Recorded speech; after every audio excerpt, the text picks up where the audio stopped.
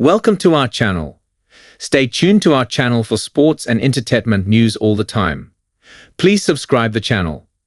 March Madness will pay women's teams under a new structure approved by the NCAA. Women's basketball teams finally will be paid for playing games in the NCAA tournament each March, just like the men have for years under a plan approved Wednesday at the NCAA convention. Nashville 10 AP women's basketball teams finally will be paid for playing games in the NCAA tournament each March, just like the men have for years under a plan approved Wednesday at the NCAA convention. The unanimous vote by NCAA membership was met by a round of applause both inside the ballroom and around the sport.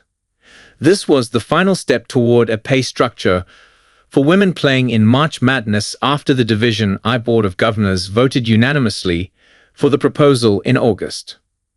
NCAA President Charlie Baker joined others in giving credit for the creation of a performance fund to those who came before and helped build women's basketball. Now comes more work and continued investment to grow women's basketball even more.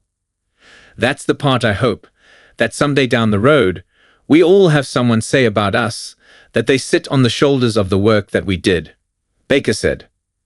South Carolina coach Dawn Staley, whose Gamecocks went undefeated winning last year's national championship and her third overall, said her first thought hearing of the vote was a simple yes. This continues our fight to lift women's basketball to historic levels, Staley said. I appreciate the decision by the Kaplan Hecker and Fink law firm to include the lack of units in their report as a key issue holding women's basketball back from capitalizing on the historic viewership and quality of the product on the court. So-called performance units, which represent revenue, will be given to women's teams playing in the tournament starting this year, the event's 43rd edition. A team that reaches the Final Four could bring its conference roughly $1.26 million over the next 3 years in financial performance rewards. In the first year, $15 million will be awarded to teams out of the fund, which is 26% of the women's basketball media revenue deal. That will grow to $25 million, or 41% of the revenue, by 2028.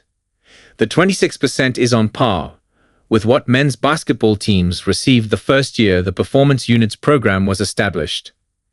Teams making this March's NCAA tournament won't actually be paid until the organization has a full tournament of data available.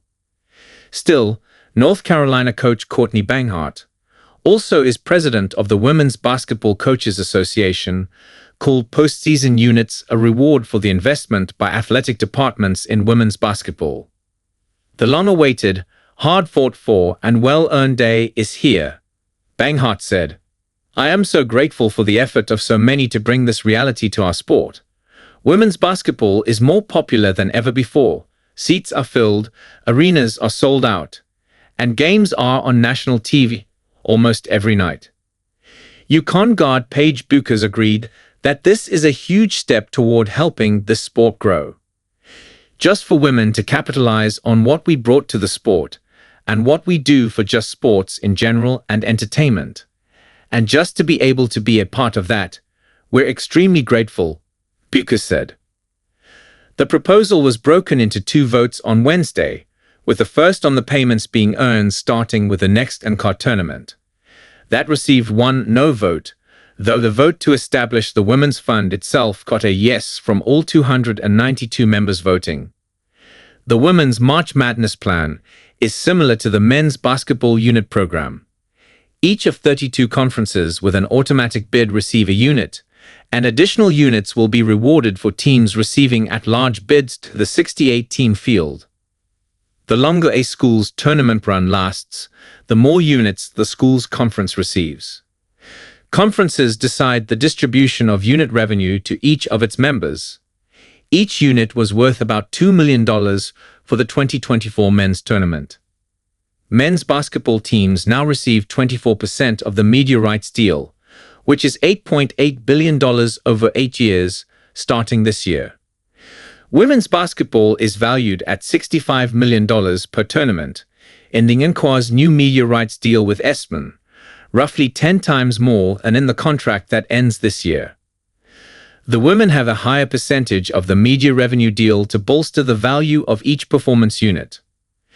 The NCAA sharing March Madness revenue with its member schools has long been a feature of the men's tournament. The 2018 tournament, for example, brought in $844.3 million in television and marketing rights, the vast majority from a contract with CBS and Turner Sports to televise the games.